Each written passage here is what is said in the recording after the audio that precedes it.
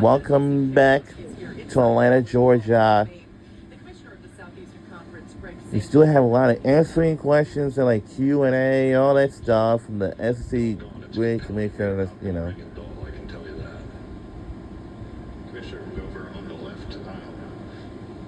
Heather Dennis with ESPN. When you talk about the Big Ten and the SEC having the control over the future format, what will it take for those two leagues to come to a consensus and avoid a stalemate? And how close are you and Tony Petitti to doing that? Well, I would never give away how close we are to doing something in a meeting. I think Tony and I spoke probably 4 out of 5 days last week. I think Jim and I either talked on the phone or communicated 3 out of 5 days last week. So we had a different view coming out of Destin around the notion of allocations, if you will. And I think you'll probably hear that again from our coaches. The Big Ten has a different view. That's fine. We have a 12-team playoff, 5 conference champions. That could stay if we can't agree.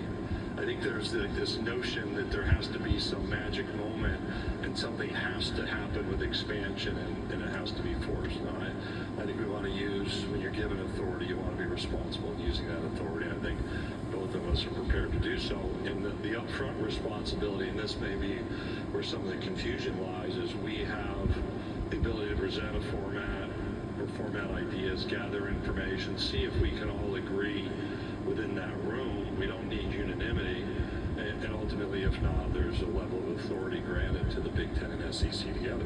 But there's a lot to that. It's not you just show up and pound your fist and something happens. I hope that type of narrative can be reduced. But we'll keep talking. We all talk a lot, probably too much sometimes, right? All right, Commissioner, we'll take one final question over to our left. Commissioner Dan Romsey from Front Office Sports. You mentioned private equity in your opening remarks, and we know you came out against several PE-backed Super League proposals last year. Moving forward, is the SEC open to exploring any PE money or other capital injections coming into the conference? I think there are 2 things in there. So my comments about other ideas, and they're embedded subtly, is what I've not seen is the in-depth analysis of these other ideas that's provided to our everyday operation. That's one of those disappointing realities for me. So we have to do that internally. Like how much money flows out of the college system into the financial backers? What are the ifs that are needed? If this can be achieved, and if that can be achieved, and if that can be achieved, then they might be able to achieve what they're talking about. Some of these proposals, you always see the most positive outcome. And when you ask, well, like, what's the downside? Or what if you don't hit all of those if marks, all of those mile markers? What then happens? And there's not a lot of answers provided. What we're dealing with is not like a law school class hypothesis or a finance project for somebody's MBA. This is real life. And we're seeing that happen over the last 2 weeks. So that's my observation, and just clarity on the first one. I've had those meetings. I've had outreach on a continuing basis. They bubble up from time to time. The question, what problem are you trying to solve, and what's the substance of the solution? What's the downside? What if you don't achieve all of those mile markers? For us, I had a conversation with someone in our membership about outside financing ideas as late as last week. We have been probably 2.5, 3 years into visits with banks, with private equity, with venture capital. I mean, you could go down the range. Private capital, that's another phrase that's been used. That's not been the right direction for us. We've not seen the concept that works. It doesn't mean we won't consider opportunities. If there are opportunities for mutual benefit, those would pique our interest. But the notion of just jumping to something because there's a pot of money there seems an uninformed direction, and simply taking propositions where there's not the kind of clarity around what if you don't meet your high-end predictions, what's left then. I think those are things that continue to weigh heavily on our mind. Commissioner Sankey, thank you for your time. Okay, thank you. We'll see you, I'm certain, around, and I hope it's a productive week. And if you have needs, we have volunteers and staff prepared to be of assistance. So we'll see you shortly with our first coach of the week.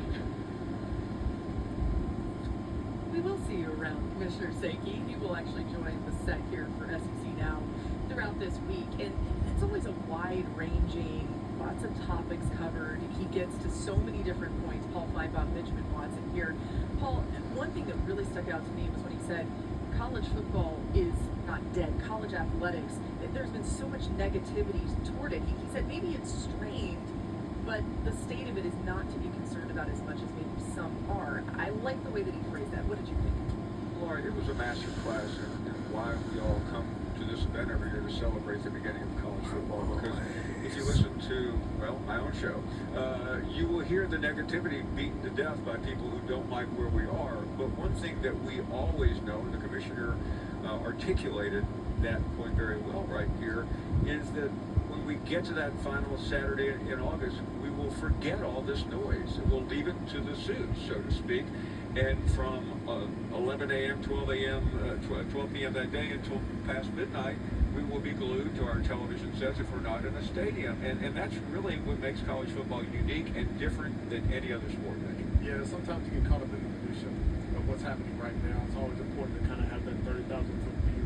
If you look at the growth of college football, and especially the growth of the SEC, you know, he referenced some numbers talking about viewing and the fact that viewership has been higher than any other conference, also in the SEC, compared to even the Big Ten. And so that was something that stuck out. But for me, being somebody who has been a student athlete, he made this statement. He said there needs to be a meaningful process toward a degree. A meaningful process toward a degree.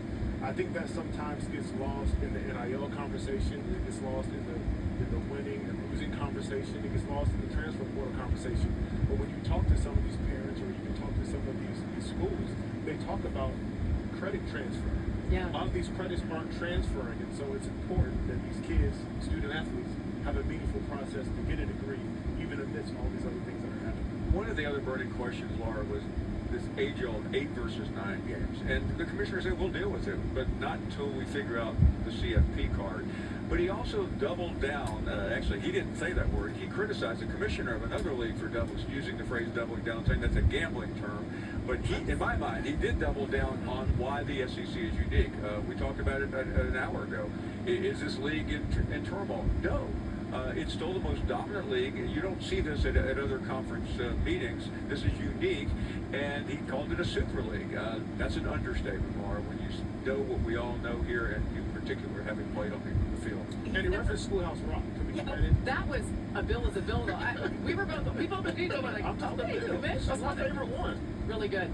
We got a lot more coming your way here as our coverage is just getting started. Wall-to-wall coverage on SEC Network all week long as we celebrate this great conference and the football season that is on the horizon. You can almost taste it as we get closer to the actual games. And there's Shane Beamer. He's joining our set in just moments. Right after this break, he's already arrived with the South Carolina Gamecocks. They were a team that nobody wanted to see toward the end of the season.